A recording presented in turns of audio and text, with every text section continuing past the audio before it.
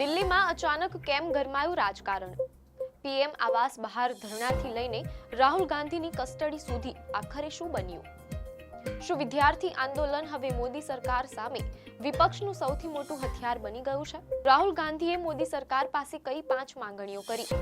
વિદ્યાર્થીઓ પર લાઠીચાર્જ, રાહુલ ગાંધીના પ્રહાર અને શિક્ષણ મંત્રીના આરોપ. કોણ સાચું અને કોણ ખોટું? શું ખરેખર દેશના કરોડો વિદ્યાર્થીઓને ન્યાય મળશે?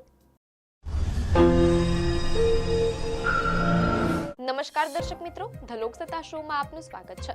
દેશની રાજધાની દિલ્હી હાલમાં રાજકીય સંગ્રામનું કેન્દ્ર બની ગઈ છે. દેશના લાખો વિદ્યાર્થીઓના ભવિષ્ય, પેપર લીકની ઘટનાઓ અને શિક્ષણ ક્ષેત્રે ચાલી રહેલી ધાંધલ ધમાલને લઈને હવે સત્તા પક્ષ અને વિપક્ષ સામસામે આવી ગયા છે. લોકસભામાં વિરોધ પક્ષના નેતા રાહુલ ગાંધીએ વડાપ્રધાન આવાસની બહાર ધરણા કર્યા બાદ તેમને કસ્ટડીમાં લેવામાં આવ્યા હતા. છત્રસાલ સ્ટેડિયમમાંથી જ રાહુલ ગાંધીએ સોશિયલ મીડિયા પર એક વિડીયો જારી કરીને મોદી સરકાર સામે 5 મોટી માંગણીઓ મૂકી દીધી છે.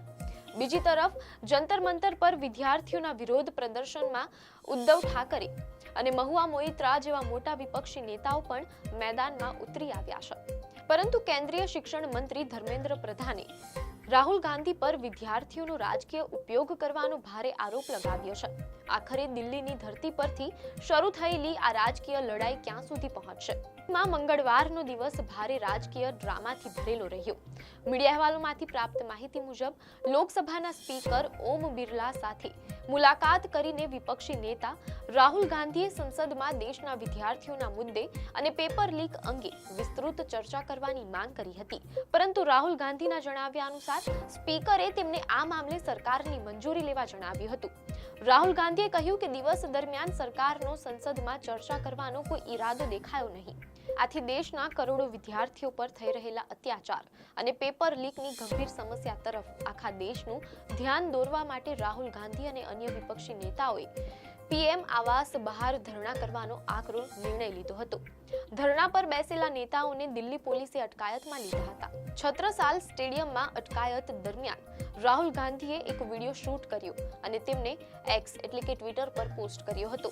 માં તેઓ કહે છે કે શિક્ષણ તંત્ર કેમ બરબાદ થઈ રહ્યું છે, પેપર કેમ લીક થઈ રહ્યા છે, ભારતમાં શિક્ષણ આટલું મોંઘું કેમ છે, બાળકોને ભણાવવા માટે સામાન્ય લોકો નાણાકીય રીતે કેમ બરબાદ થઈ રહ્યા છે. આવા સવાલો પૂછવામાં કોઈ વાંધો હોવો ન જોઈએ.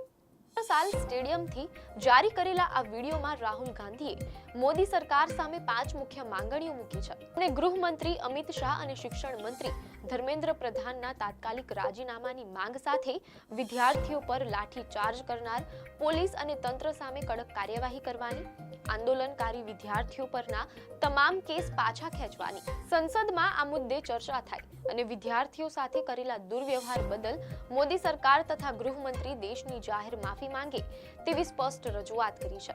રાહુલ ગાંધીના આ વિડીયો બાદ સમગ્ર દેશના રાજકારણમાં ગરમાવો આવી ગયો છે. મીડિયા અહેવાલોમાંથી જાણવા મળેલ છે કે રાહુલ ગાંધીના આ વિડીયો અને માંગણીઓ બાદ કેન્દ્રીય શિક્ષણ મંત્રી ધર્મેન્દ્ર પ્રધાને સોશિયલ મીડિયા પર આકરો પલટવાર કર્યો હતો. ધર્મેન્દ્ર પ્રધાને રાહુલ ગાંધી પર ગંભીર આરોપ લગાવતા કહ્યું કે લોકસભામાં વિપક્ષના નેતા વિદ્યાર્થીઓના કાંધે બંદૂક ફોડીને સંસદના ચોમાસુ સત્રને ખોરવી નાખવા માંગે છે. તેમણે ઉમેર્યું કે રાહુલ ગાંધીએ વડાપ્રધાનના નિવાસ સ્થાન બહાર ધરણા કર્યા, જેના કારણે સામાન્ય જનતાને ભારે પરેશાની ભોગવવી પડી છે. સરકારનો પક્ષ રાખતા શિક્ષણ મંત્રીએ સ્પષ્ટ કર્યું કે સરકારે સંસદમાં ચર્ચા કરવા માટે પોતાની તૈયારી પહેલેથી જ દર્શાવી હતી.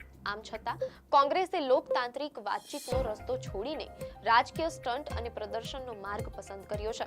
તેમનો હેતુ વિદ્યાર્થીઓના પ્રશ્નોનો ઉકેલ લાવવાનો નથી, પરંતુ રાજનૈતિક ચર્ચામાં આવવા માટે અવરોધ પેદા કરવાનો હતો.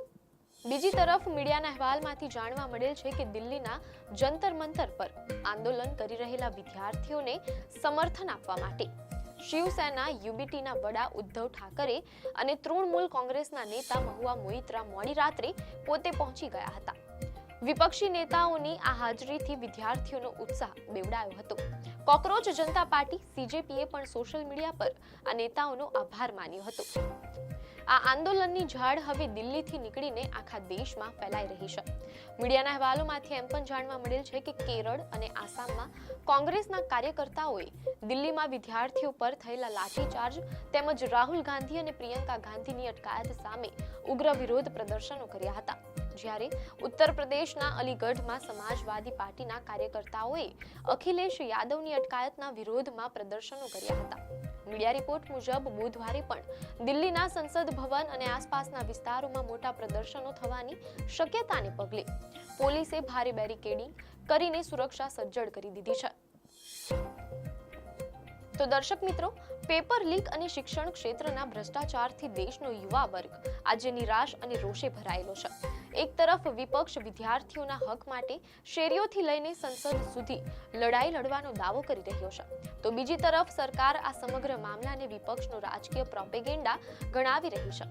પરંતુ આ બધી રાજકીય ખેંચતાણ વચ્ચે સૌથી મોટો સવાલ એ જ રહે છે કે શું દેશના લાખો વિદ્યાર્થીઓને ન્યાય મળશે?